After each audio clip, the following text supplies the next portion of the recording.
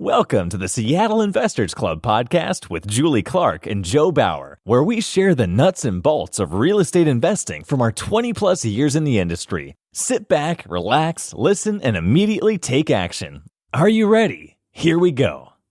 Welcome to the Nuts and Bolts of Real Estate Investing podcast. My name is Joe Bauer, and I'm here with my co-host, Julie Clark. Julie, how are you doing today?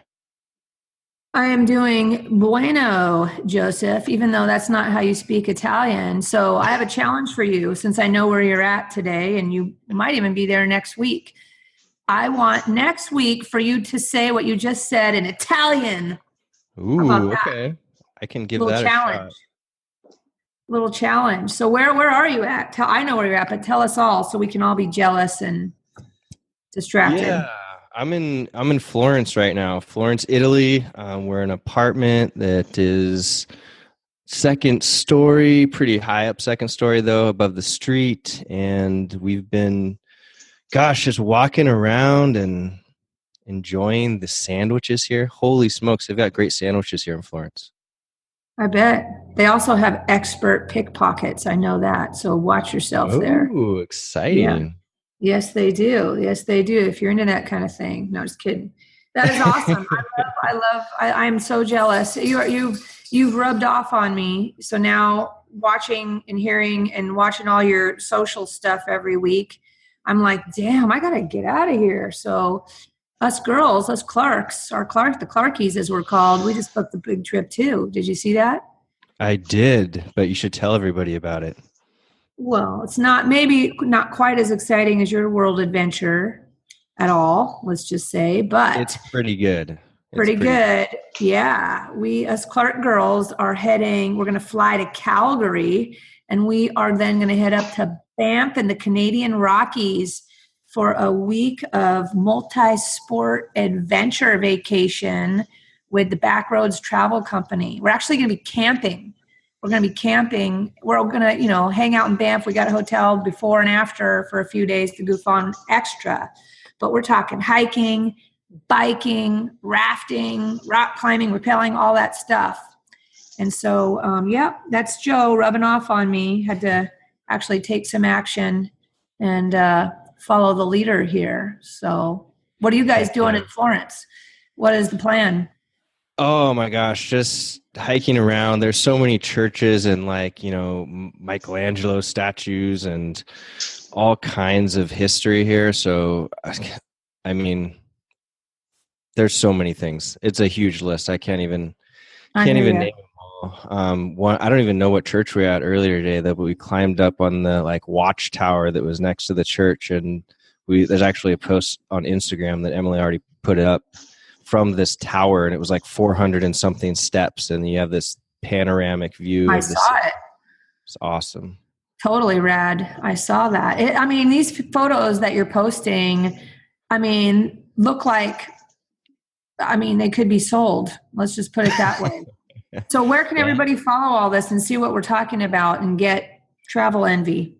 Yeah, and if anybody wants to buy any of the photos, just make me an offer.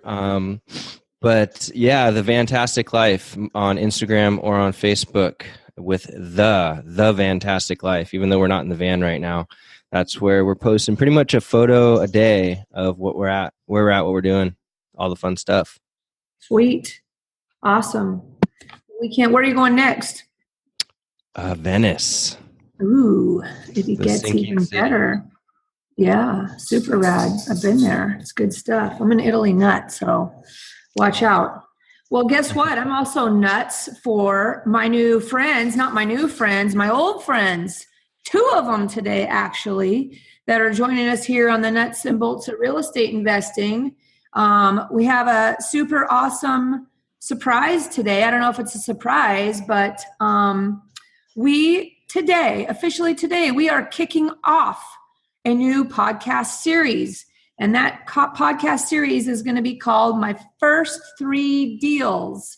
And we have our friend Dan Cleary, who's going to be our first guest on that today. But before we jump into all that, I want to announce that Joe and I have another co-host. Sorry, can't say co-host.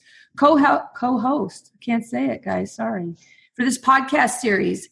and that is our buddy, Mr. Nee Lee from Certain Lending. Woo, woo. What's up, Nee? Yeah. Hey guys. So I'm pretty excited as well.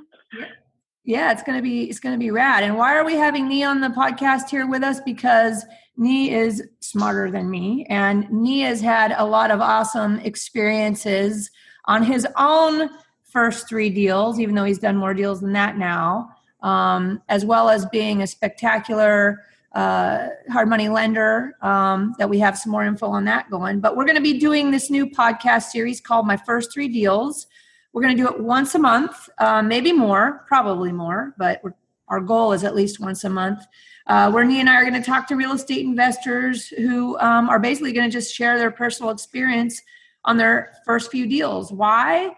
Because, what we've learned through our weekly awesome small group mastermind that we want to invite you guys all to is that everybody contributes to the conversation, no matter if they're experienced or new. And man, is there some good lessons that come out of talking to new investors on our experiences and their ups and downs on their first 3 deals. So we thought that'd be fun to throw into a podcast series, so we can just all support each other and learn from each other. So there you go. This is our new series, first episode today, episode number 1 with Dan Cleary. Another little tidbit of some big news is that Joe and I are super excited to announce to you guys all that Certain Lending is our Seattle Investors Club preferred lender and the sponsor of this new podcast series. Super awesome. As you guys all know, there are a lot of hard money lenders out there, and we all need to choose our lending partners very wisely. And of course, that is exactly what we are doing here at Seattle Investors Club by choosing Certain Lending to be our preferred lending partner. So I'll just say there's a reason that the word certain is in their name. And you guys should just go all find out by yourself by giving them a call on your next deal. You guys know where to find me. A lot of you already know me. So check out today's show notes for more info about Certain Lending and how to contact them maybe on your next deal. Right on. And without further ado, then I would like to introduce our guest, our sucker number 1. Sorry, just kidding. On the My First 3 Deals podcast, Mr. Dan Cleary. He's a fellow investor. He is also a smart guy, got his license. He's a broker at Fresh Look Real Estate, as well as a super charming and well-spoken guy. But I do have one issue with you, Dan. What's that? I think I'm too nice? You're going to, well, yes, that's not an issue, but we're going to, I could be wrong, but I think, are you a Husky? Yes. That's right. I am. Well, I have one thing to say to you about that. Go Cougs. Yeah.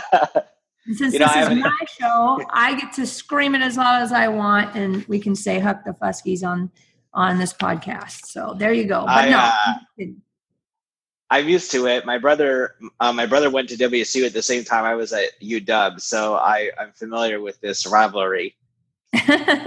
Well, there you go. Well, no rivalry. Can't even say that. I can't talk today, guys. Sorry, too much last night.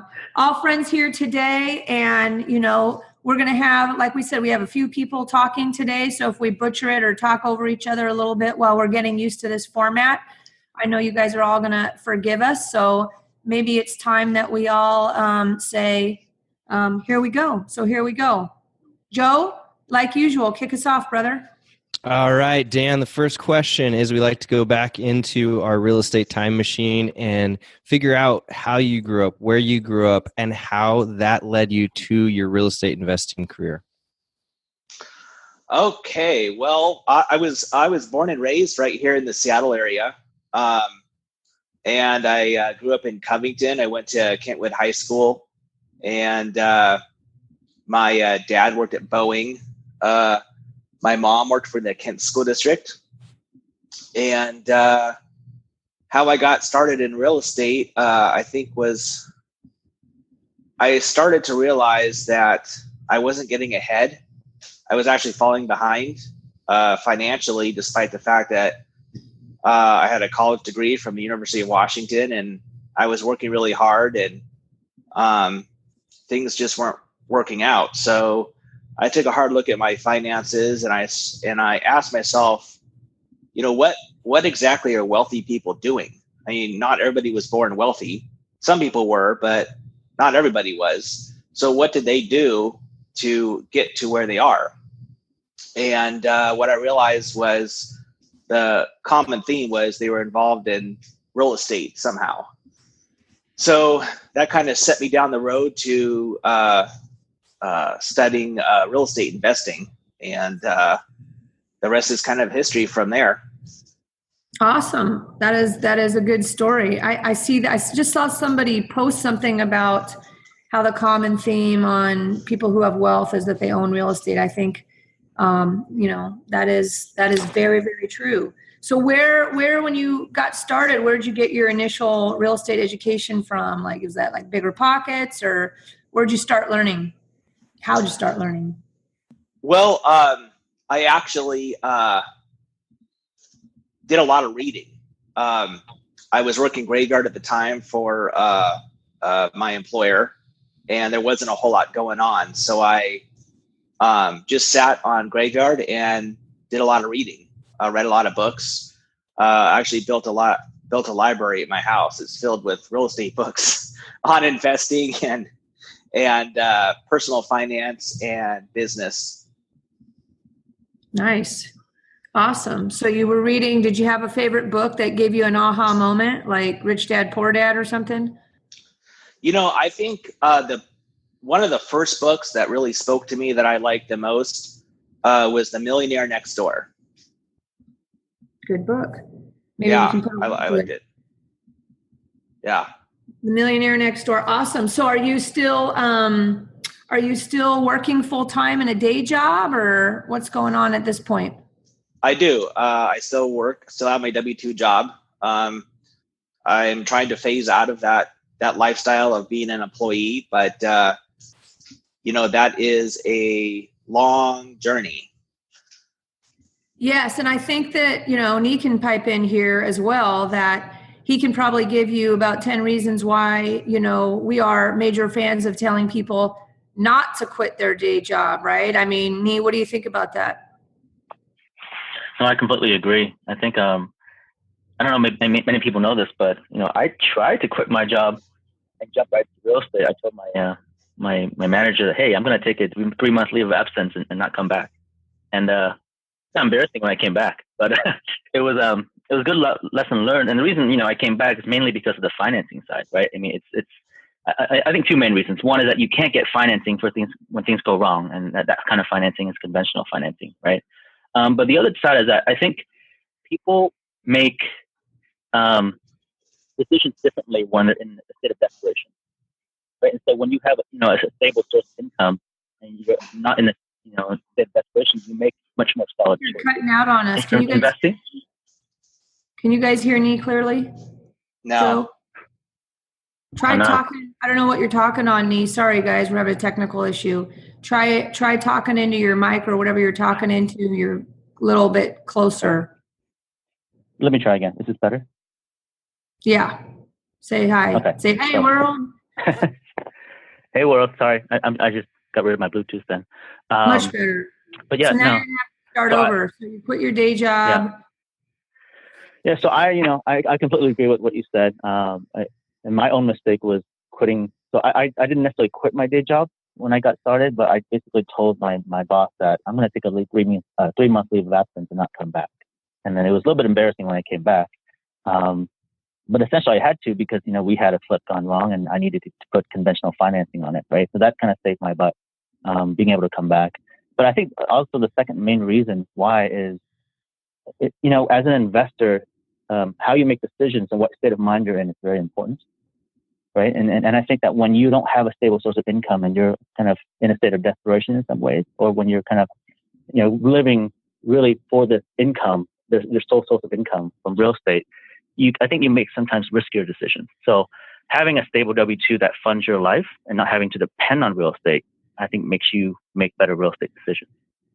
Word. Are you feeling, Dan, that you're happy now that you have your day job? Are you still have it? And are you, congratulations, you're skipping the hard part of quitting and having to go back. Well, there is definitely some benefits to it. I can't deny that having a steady paycheck come in is a good fallback. It's definitely a safety net. I think a big turnoff for me is just for myself personally is just my personal work environment and also the nature of being someone's employee. So, Neve's 100% correct. There is definitely some drawbacks to quitting your job, and that's something I struggle with. Do I quit? Do I not quit? It's not an easy answer, but I think what I would definitely say to people starting out is don't get into real estate, I guess, with the mindset of quitting your job, at least not right away, because it's probably going to take at least a few years and several deals before you're in a situation to even consider that. And I think that's one mistake I made early on was I think, I'll do a few deals and make some money and then I don't have to work anymore. But, it takes a lot of money to live, and it takes even more money to do real estate deals. And the banks, just like the stable W-2 income, that's what they like to see. Exactly. Right. And everybody keep in mind that if you're like in one industry and then you move into real estate, you have to have, I don't know, Nee, you're a better one to answer this, right? You're going to need a few years under your belt in a different industry for that to be counted with conventional. Is that accurate, Nee? I'm not a conventional expert, but it's basically banks like to see stable income in any regards, right? And I think the best thing is, I think everyone should really, when they get started in real estate, just talk to a loan officer, just get a better understanding of what banks look for. That way they can have it prepared when things go wrong. And plan for that extra strategy up front versus, I think most investors fail because their main and only strategy doesn't work out, and now they haven't spent, because sometimes it takes a few months to get your finances prepared for a loan. So right. That's my recommendation. And one other thing I would say is that everyone's comfort zone and risk tolerance is different in terms of when you can quit your job, right? Obviously there has to be a certain amount of reserves, but I don't know if you guys have played the game, the cash flow game by any chance. I have not. I've always wanted to. Is that awesome? It's a pretty fun game. It is a long game. Like I plan for 3 to 4 hours when I play with friends, just because it's a life lesson in itself, right? But one of the things I learned from it is that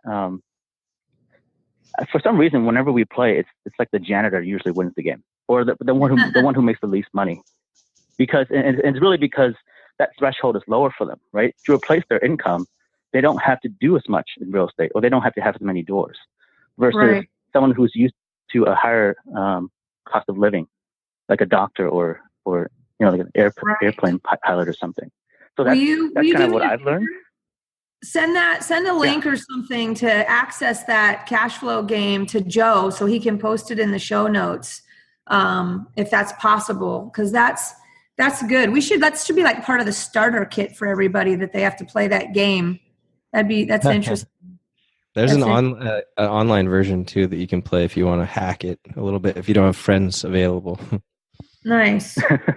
Well, let's keep going. I would say you don't learn as much from there, but and there's also a kids version too, so you can definitely train your kids from a young age.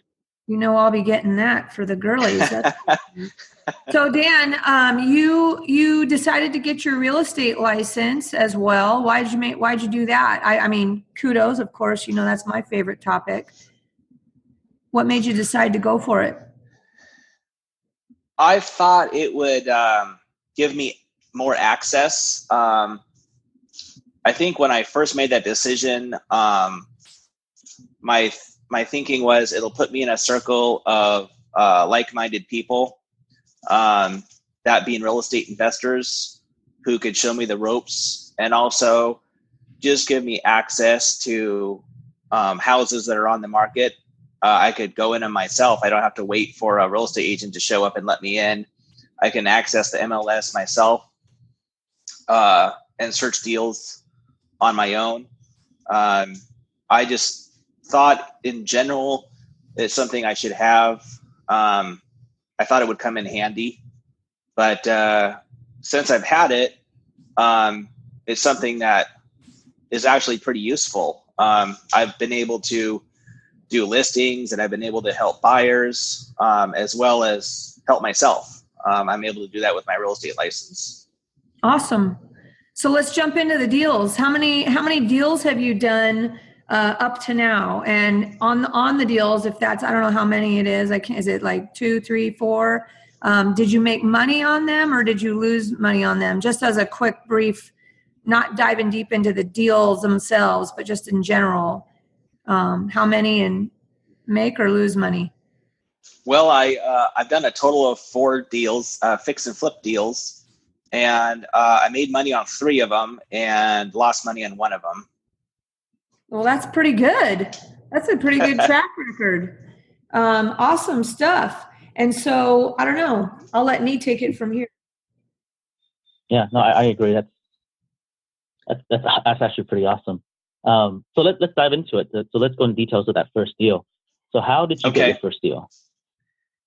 Well, my first deal, I bought at the Pierce County foreclosure auction, and I found it through a real estate company in Tacoma that specialized in auctions and foreclosures, and that's how I found it. I put a bid in on it, and I won the bid. So that's to say, I was the highest bidder. I'm the one who paid the most for this. Which is the deal that you made which is the deal that you lost money on? Was it first, second, third, or fourth? It was actually my last deal. It was the 4th one. Okay. Yeah, that was in the market, Julie, that everyone got a spanking in. Right. So are you still working with the auction group out of Tacoma? Did you have a good experience and still have your line in the stream at the auctions? Well, I'm not working with them anymore. It's not because I had a bad experience. I actually had a good experience with them.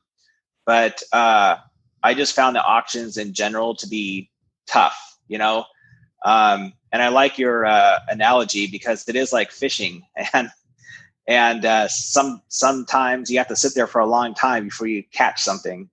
And, the auctions are competitive. There's a lot of people there paying way too much for properties that they haven't even looked at. You can't get in most cases, you can't get in to inspect the properties. The most you can do is maybe a drive-by.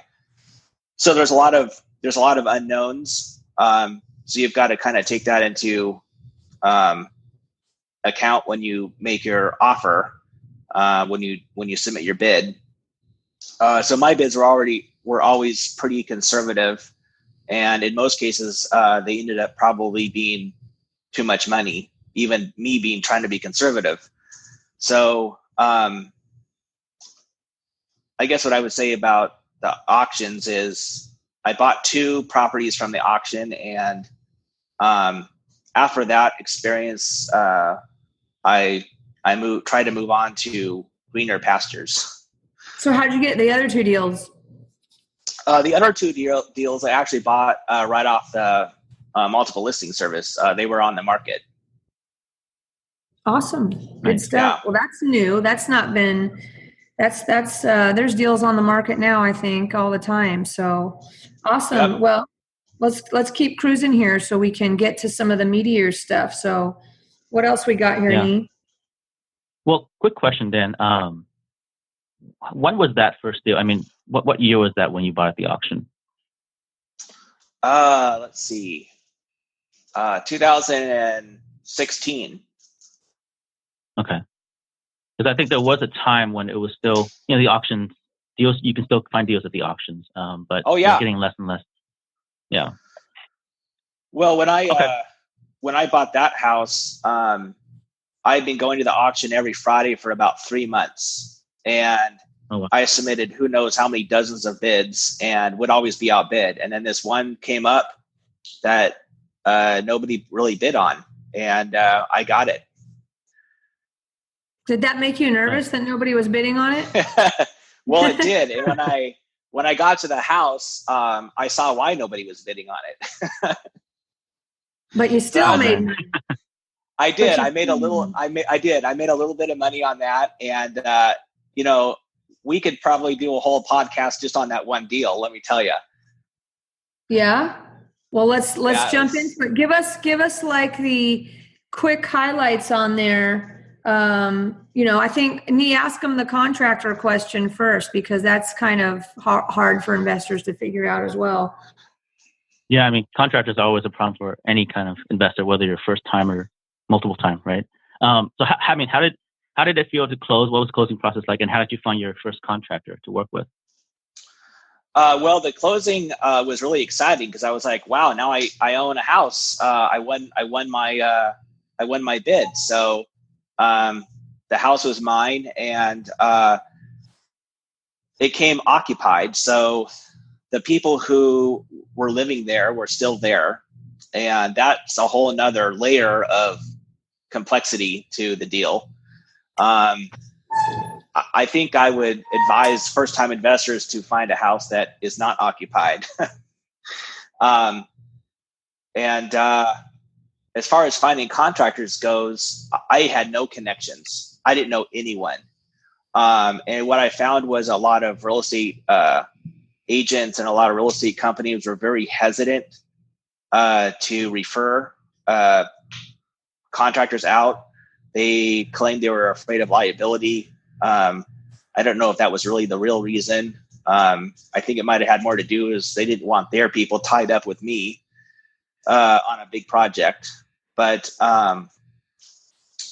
so literally what I did was I went to Craigslist and I just started contacting contractors. And I think I called about 10 contractors to come give me estimates.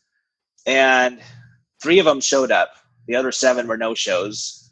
And one of them got back to me with his estimate, which was completely ridiculous. And so I had to start over again. And I ended up piecing my team together with some handymen and some laborers and myself and a couple of friends that had backgrounds in construction from when they were younger. And we flipped that house ourselves pretty much. Wow. Yeah. Oh, wow. Yeah, that's crazy. I mean, you hear all these, gurus, and they say, do this and take these steps and do that. But, it probably doesn't quite work as it should in regards to the smooth process of, I know even the most experienced people in town, are constantly interviewing contractors all the time. So yeah, that's something to think about when you're getting started is, boy, you need that lead time. That thing, I think people don't realize that once they close on a deal, if they don't have their contractor lined up, there could be some serious lead time in getting that figured out, especially if you're new, right?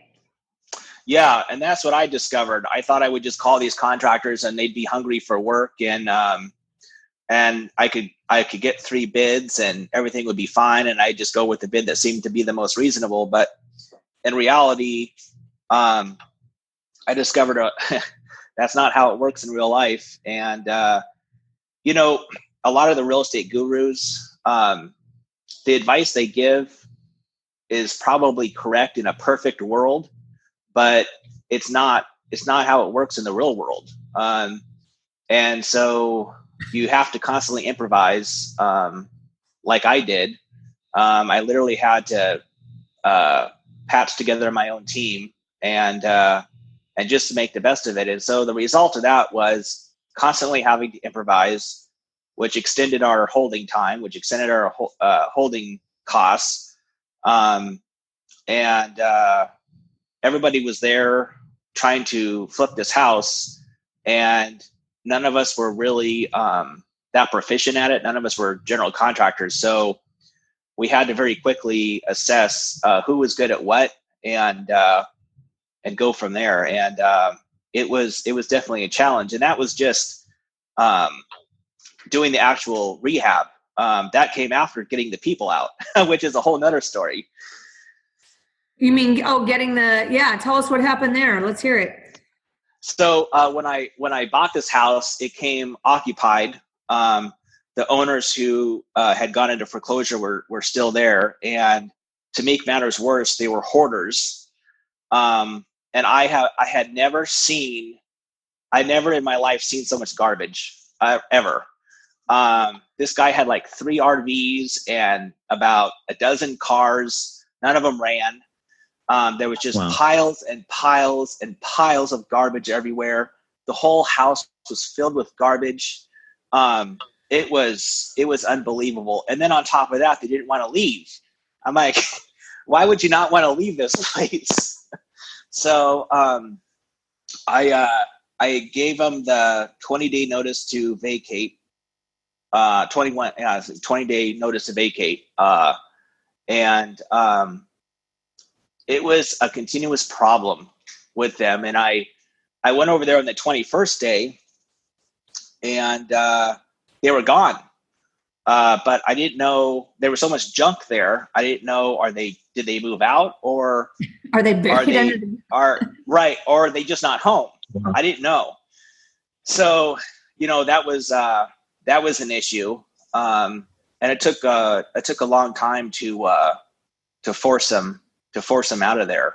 But once I got them out of there, now I had a major trash out on my hands. And the first thing we had to do was start with a 40-yard dumpster. And we filled that in a weekend with a front end loader.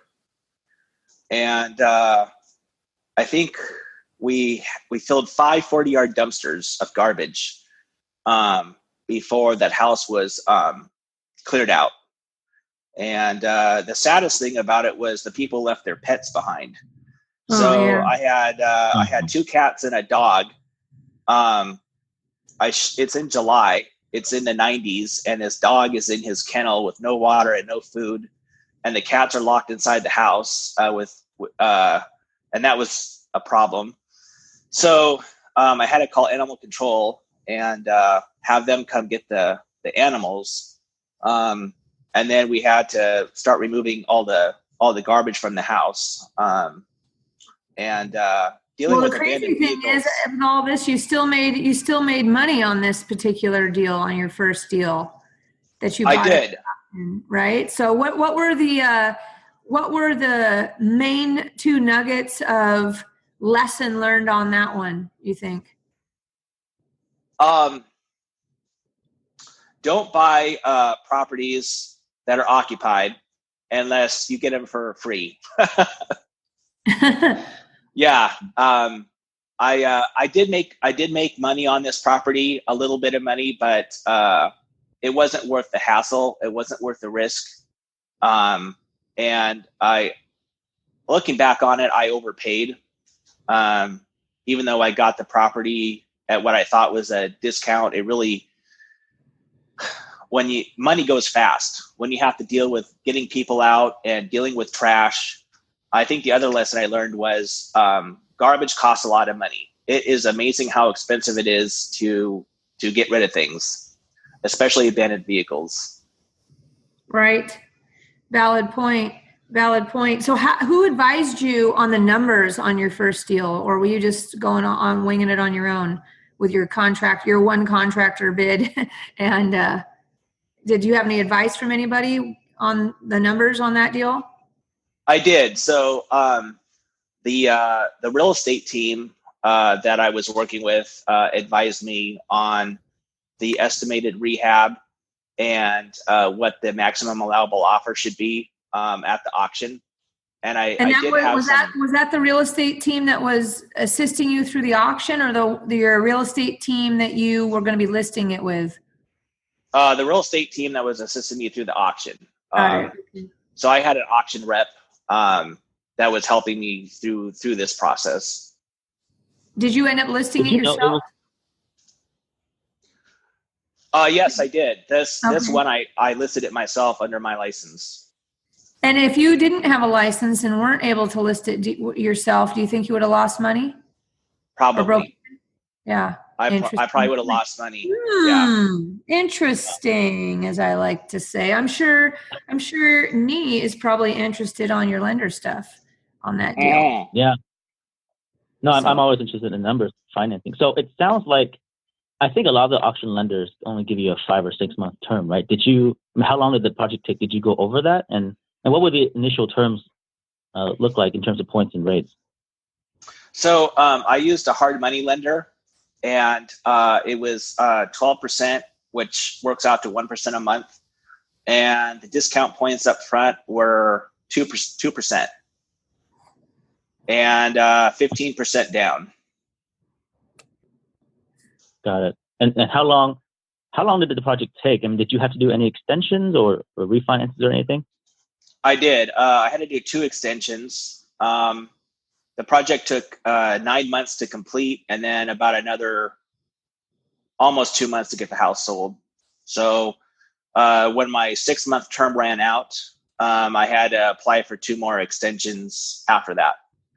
So it was a total of 10 months. Oh, wow. That is expensive. I know how expensive those extensions are. I mean, it really can make or break most deals, right?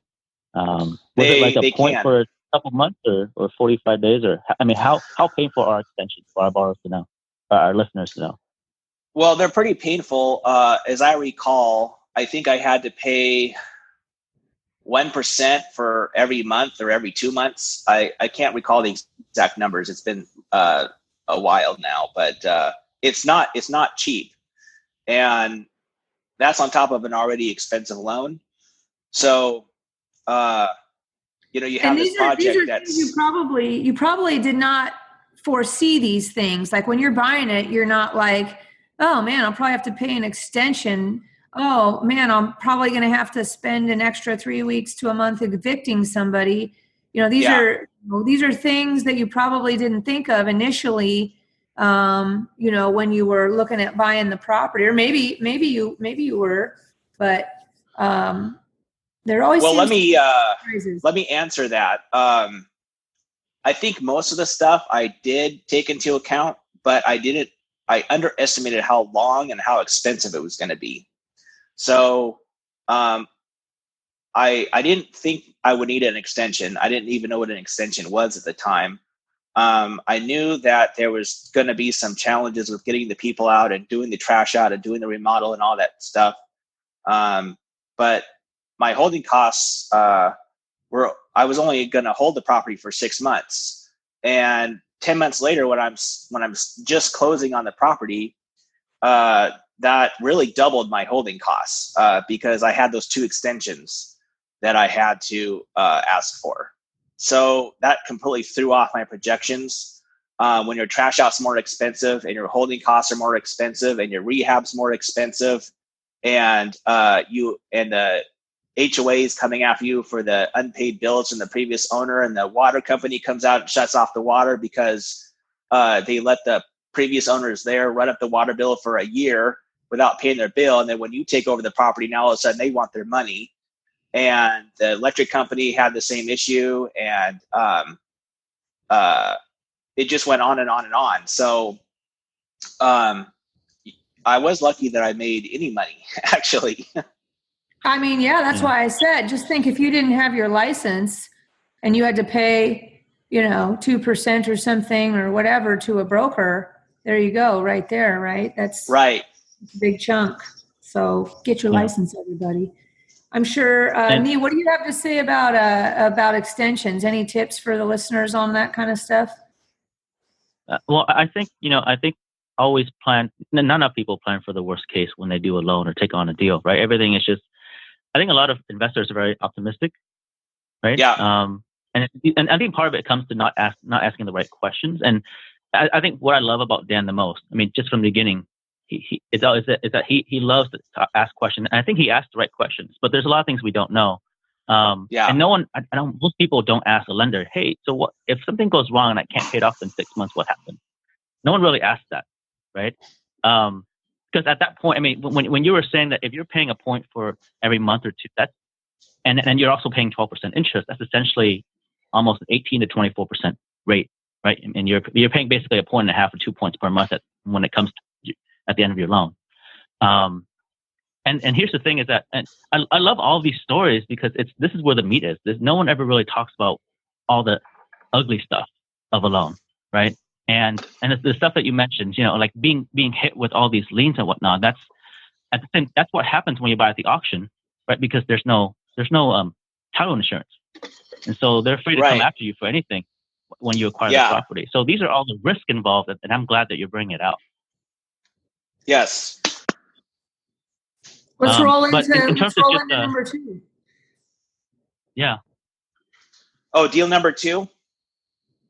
Yeah. Can you kind of summarize your second, lessons learned from it, and anything you want to call out about that deal?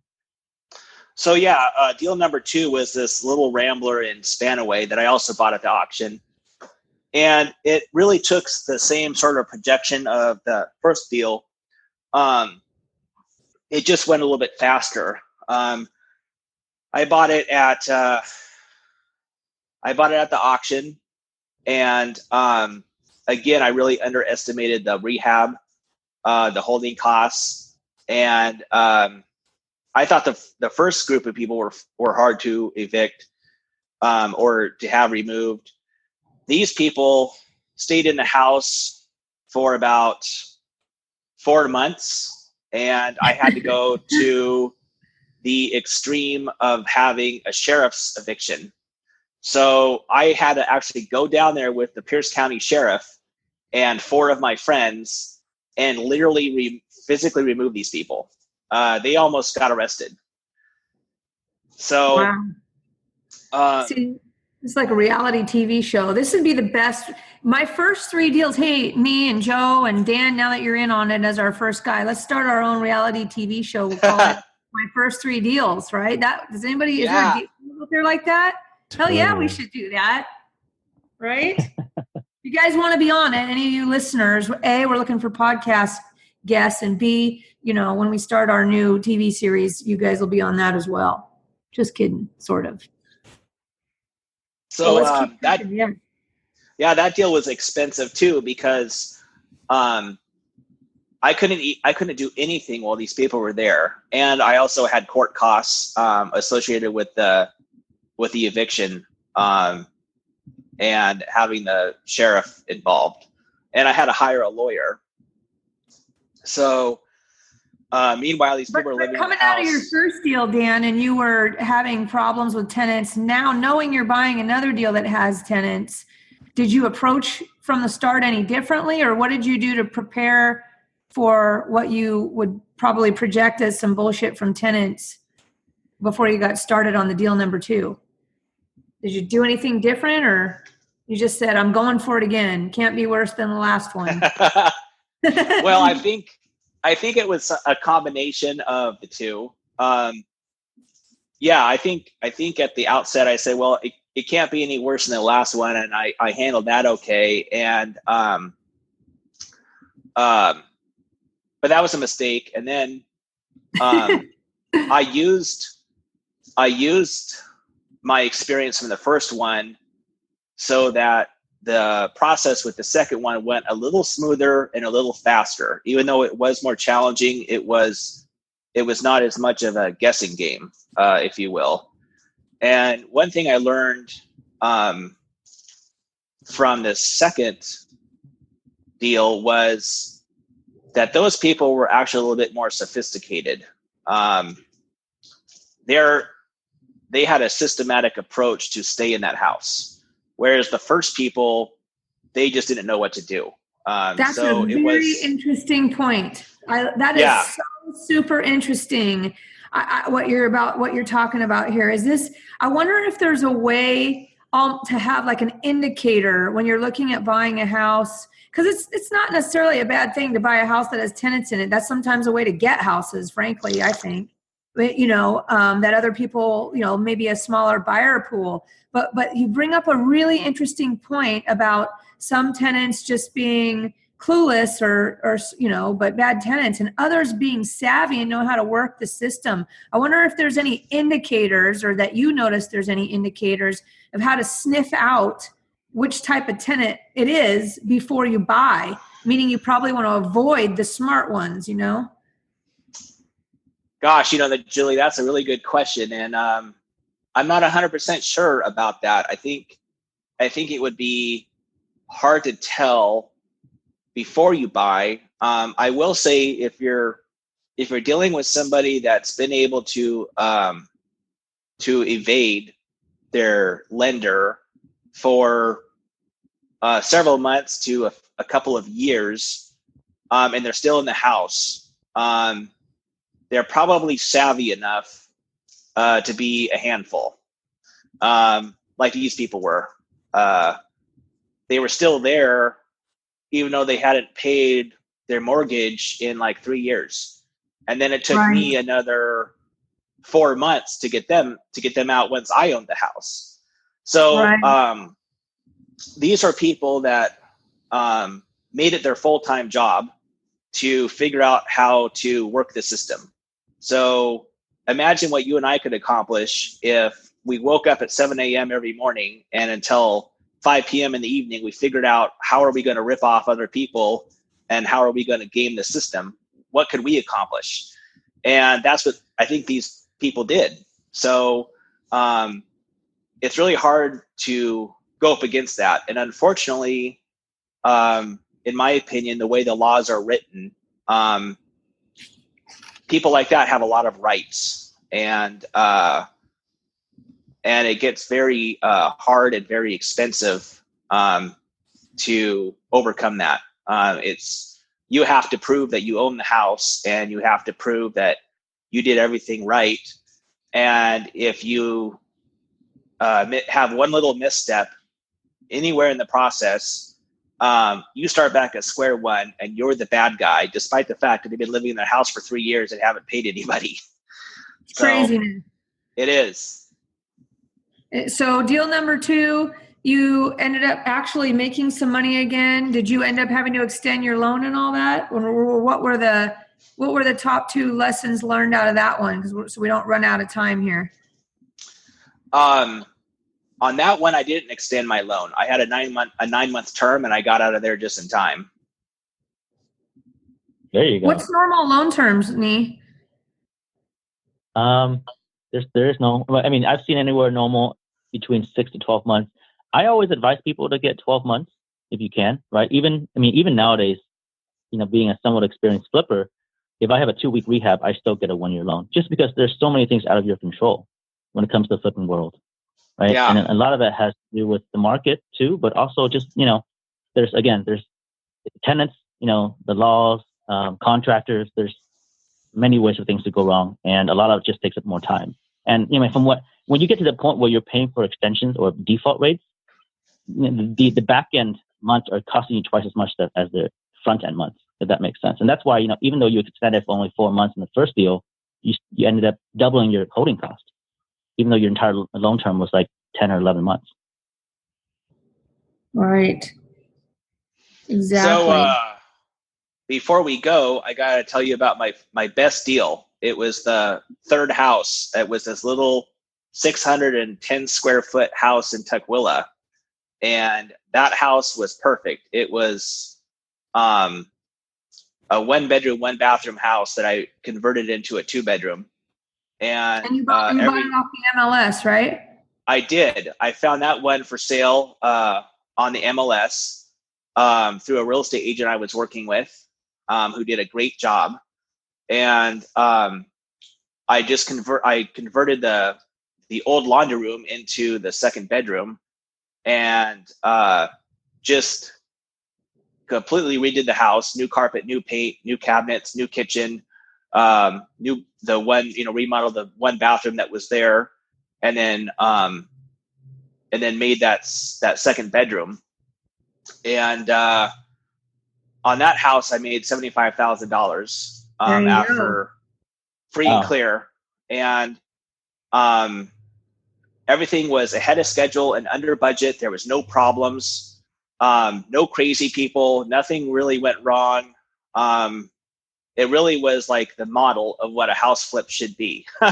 I wish they were all like that. Why do you think? Is that because of no tenants or good contractors or goodbye in the beginning? You bought it right, or what was the reason why that went so well? It was all of the above. I think it was a combination of positive factors that came together. I think part of it was my experience from the first two. I started doing things differently. I was dealing with people that were selling their house voluntarily, not being kicked out. And I had a good real estate agent who was more experienced than myself. And he played a major role in that. And I had a good crew at the time. They were able to come in and flip that house in like 6 weeks, and they were out of there. So, did you use any of the contractors that you used on your first two deals, or because you were in a different county, maybe you didn't bring those guys with you, or did you use some of the same people you used on your first two deals? I did use some of the same people. Yeah. I used, 2 of the same people and 2 new people. Great. Yeah.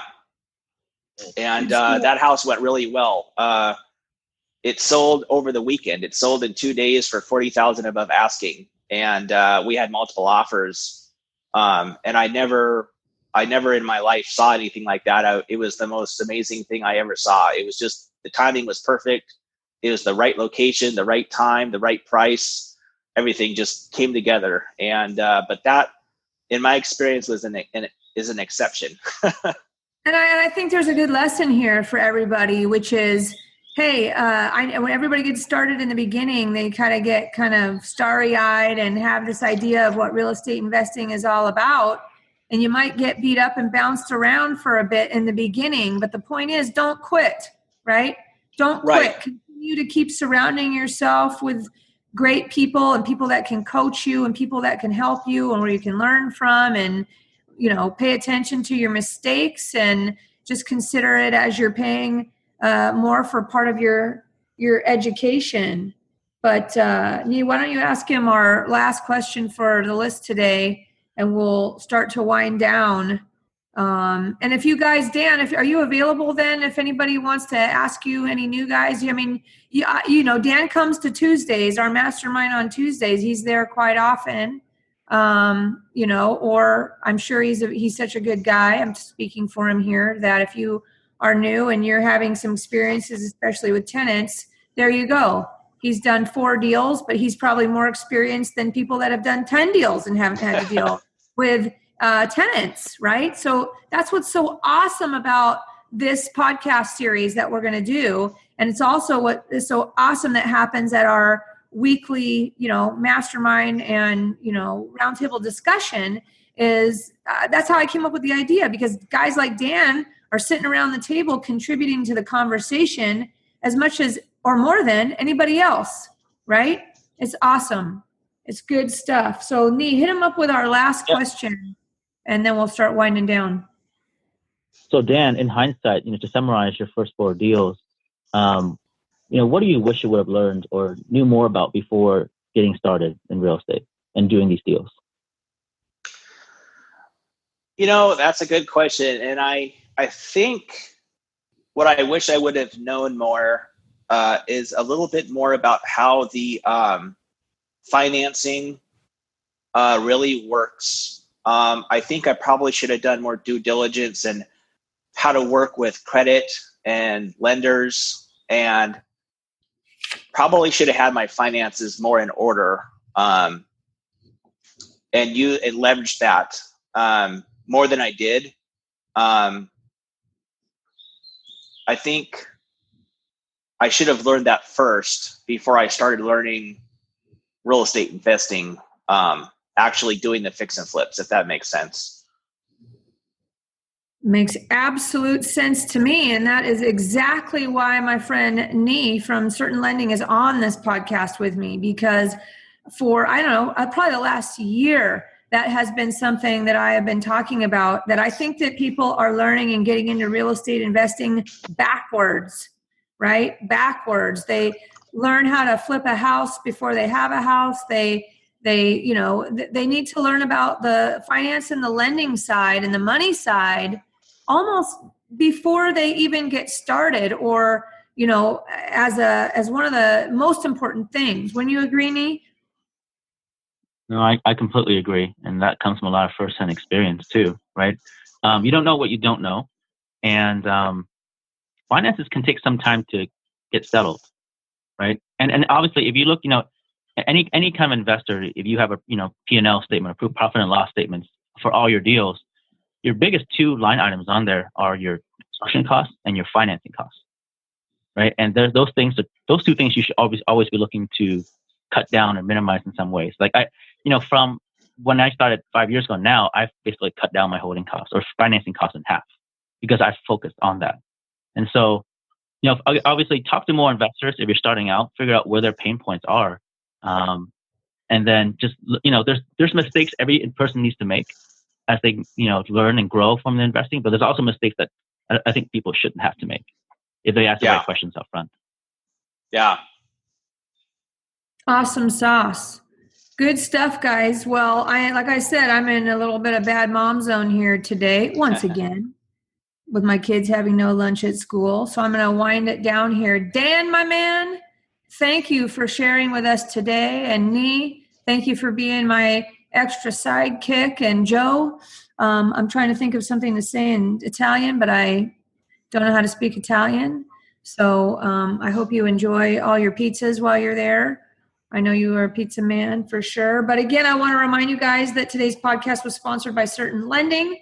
And, thanks, Dan, for teeing it up here for Certain Lending with your last unsolicited comment there, really. So if you guys have a deal coming up, call a bunch of lenders or call, Nee here at Certain Lending. We'll have his contact info down in the show notes today, and make sure that you guys understand a little bit more, like they said, about the construction costs, the holding times, financing costs when you get started, instead of, being starry-eyed and just looking for deals. It takes a while to find your first deal. So while you're finding your first deal, you should be finding your lender.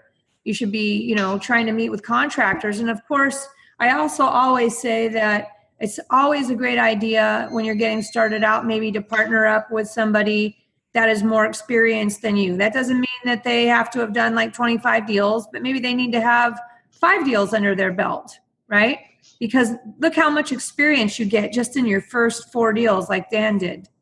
So yes, don't be scared, push forward. If you get beat up and knocked around on your first 3 deals, like just with Dan, then he hit a home run.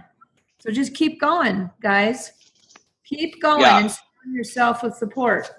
Ask the right questions. I think Nee's point today and what Dan said, a big nugget to take away today is ask more questions, even questions of your lender. People are probably afraid to ask your lender questions because you're like, I just need to borrow that money. I don't want to ask like what happens if I have to extend. They're going to wonder why I asked them that. But I think Nee has told us clearly it's okay with him if you asked him that question. So go for it, guys. And we're all here to support your success.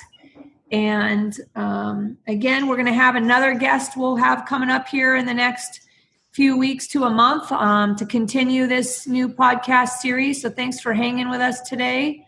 Don't forget, everybody, that every single Tuesday from 12 p.m. to 2 p.m. you can come and join for free. If you've never been before, come see us.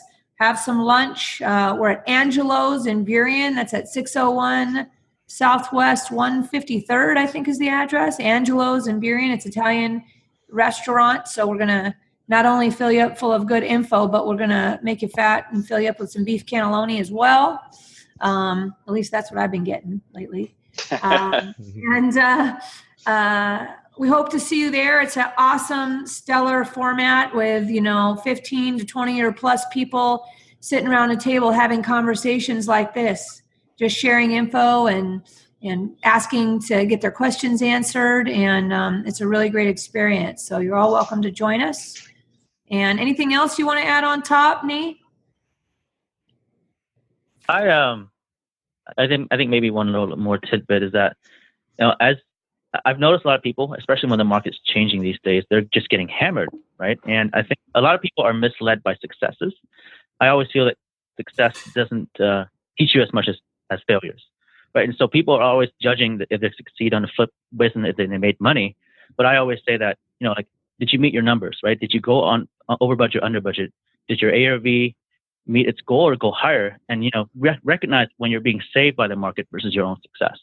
That way you can actually look back and learn from everything that was going on during that flip. And I think Dan did a pretty good job regardless, right? So kudos to you, Dan. I mean, it was amazing. Oh, thank you. Yeah, and you are. Yeah, and Nee's completely right. I did do a pretty good job, but also I was operating in a pretty forgiving market. And I was learning, and that gave me room to learn and make some mistakes that were okay, and they weren't disasters. But there's a lot of nuances and hidden costs associated with fix and flips that are so easy to overlook, and they can make you or break you. Right on. Good stuff, guys. And thanks for listening, everybody. Joseph, what's the details? Where can they find this podcast? There are a ton of good show notes in this one today, guys, and you can find them all at seattleinvestorsclub.com/79. That's seattleinvestorsclub.com/79. And if you guys like this podcast, head over to iTunes, give us a review. We love to hear all of those reviews. And lastly, you can subscribe totally for free. You just have to hit the button. Awesome. And if anybody out there would like to share their story with Nee and Joe and I here on the Nuts and Bolts of Real Estate Investing on our new series, My First 3 Deals, please just shoot me an email at julie@seattleinvestorsclub.com, and we'll be happy to hear from you. So other than that, I'm going to bolt out the door to get some lunch for my girlies, and I love all you fellers, and I will talk to you soon. Thank you guys for having me. Thanks for listening to the Seattle Investors Club podcast. If you have questions that you'd like to have answered on the show, shoot us an email at info@seattleinvestorsclub.com. Now go out, take that action, and build that real estate business. Thanks for listening.